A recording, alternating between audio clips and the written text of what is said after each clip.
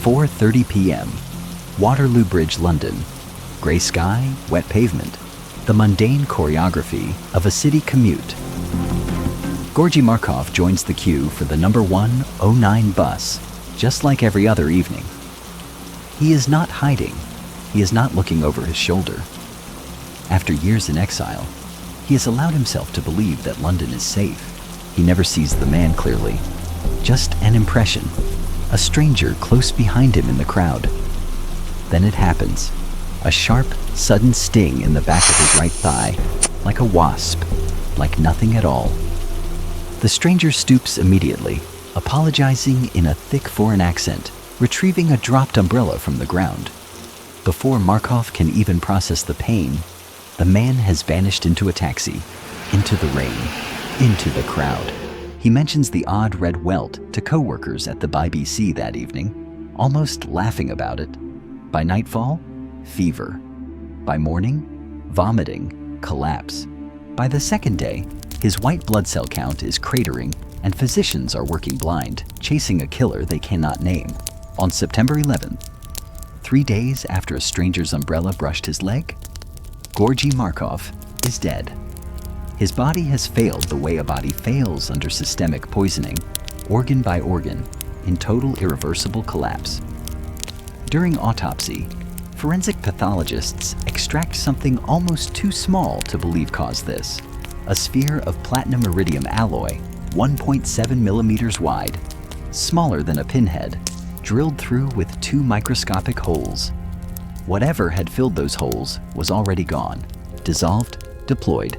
To understand why a foreign government would risk an assassination on a London bridge, in daylight, in a NATO capital, you have to understand exactly who Georgi Markov was, and exactly how much he terrified the men who ruled Bulgaria. Markov was not a spy. He was something Cold War regimes feared more. A celebrated novelist and playwright, once embraced by Bulgaria's own cultural establishment, who defected to the West in 1969 and turned his talent into a weapon of a different kind: words. From exile in London, Markov became a broadcaster for Radio Free Europe and the BBC World Service. His voice beamed nightly into Bulgarian homes through the static of state jamming efforts. He didn't shout propaganda. He did something far more dangerous. He told the truth in intimate, personal detail about the corruption and hypocrisy of the men at the very top of the regime he'd once known personally. Behind the Iron Curtain, in kitchens with the volume turned low, Bulgarians listened. And in Sofia, Bulgarian leader Todor Zhivkov listened too. His fury growing with every broadcast that stripped away the state's carefully constructed image. A defector who tells stories a regime doesn't like is an embarrassment. A defector with a global broadcasting platform and personal knowledge of the regime's inner rot is an existential threat. By 1978, Markov was believed to be marked for death. One name on a wider chilling pattern of Cold War defectors who vanished, fell ill, or died under circumstances too convenient to be coincidence. This was the paranoia of the Cold War in its purest form. A man could cross an ocean, change his name, build a new life in an allied capital, and still not be safe from the reach of a government determined to silence him. To kill Markov, Bulgarian intelligence didn't build their own weapon. They asked for help, and the help came from one of the most secretive institutions in the entire Soviet apparatus. Within the KGB, hidden inside a research facility known internally as Camera, the chamber, also designated Laboratory 12, Soviet chemists had spent decades perfecting something with no legitimate scientific purpose: undetectable methods of killing a human being. When the Bulgarian Secret Service requested a weapon capable of eliminating Markov on foreign soil, without a trace, without a bullet, without a body that would raise immediate suspicion, Laboratory 12 offered its signature answer: Ricin. Ricin is extracted from the humble castor bean, a plant so common it's grown in gardens worldwide. And yet, gram for gram, it ranks among the most lethal substances known to science, far more potent than cyanide. Here is what makes it so terrifying. Ricin doesn't attack the way a conventional poison does. On a cellular level, it invades and disables the ribosome, the microscopic machinery inside every cell responsible for building proteins. Without protein synthesis, a cell cannot repair itself, cannot function, and eventually dies. Multiply that across billions of cells, across every organ system, and the result is exactly what doctors witnessed in Markov. Total, cascading systemic failure. There's never been an antidote. To this day, medicine can only offer supportive care. Fluids, monitoring, waiting, while the poison works, uninterrupted, exactly as its designers intended. And because ricin breaks down and metabolizes quickly in the body, it is notoriously difficult to detect in a standard toxicology screen. The perfect weapon for a killer who only needs a 3-day head start. The poison alone wasn't the innovation. The true horror of this assassination lies in its delivery system, a masterpiece of covert engineering disguised as the most unremarkable object in London, an umbrella.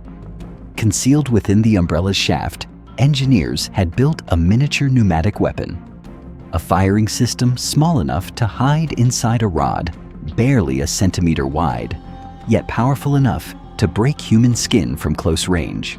At its heart sat a tiny cylinder of compressed gas, most likely carbon dioxide or nitrogen, pressurized and coiled, waiting beneath the ordinary black fabric canopy that gave the weapon its perfect cover.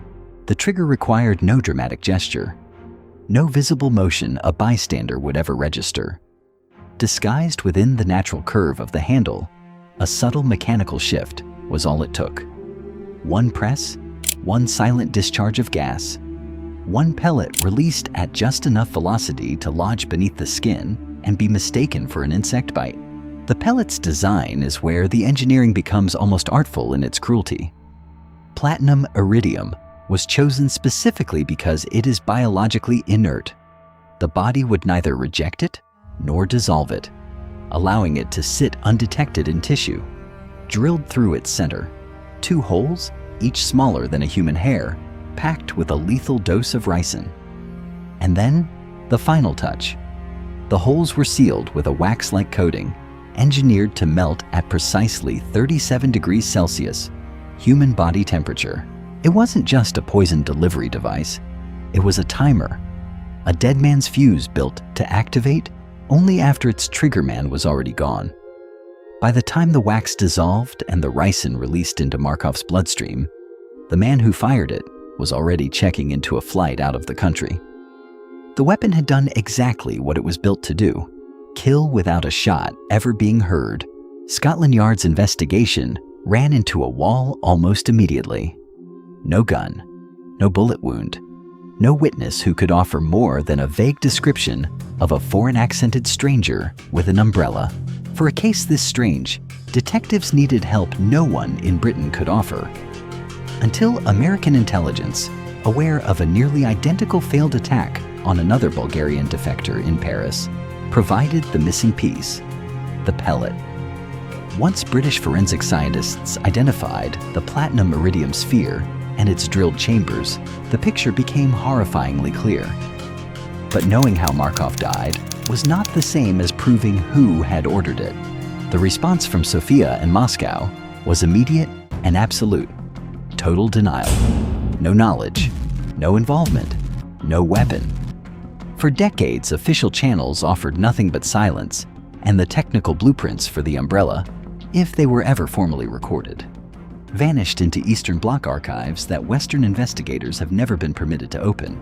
It would take until the 1990s, after the fall of communism, for investigators to name a suspect, Francesco Gullino, an Italian-born art dealer recruited by Bulgarian intelligence and known by the codename Piccadilly. Danish police questioned him in 1993. He denied everything, and with insufficient evidence to charge him, he walked free.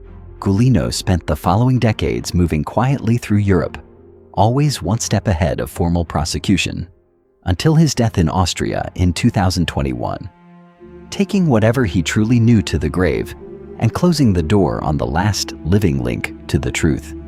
To this day, No one has ever stood trial for the murder of Georgi Markov. Somewhere in the machinery of the Cold War, in a lab with no name and a budget with no oversight, someone chose not to build the deadliest weapon imaginable, but the most invisible one. They looked at the most ordinary object in London, the one thing every single person on that bridge was already carrying, and turned it into an instrument of state murder. For one damp afternoon in September 1978, that was enough to end a man's life, and for nearly half a century since, enough to keep the truth buried with it.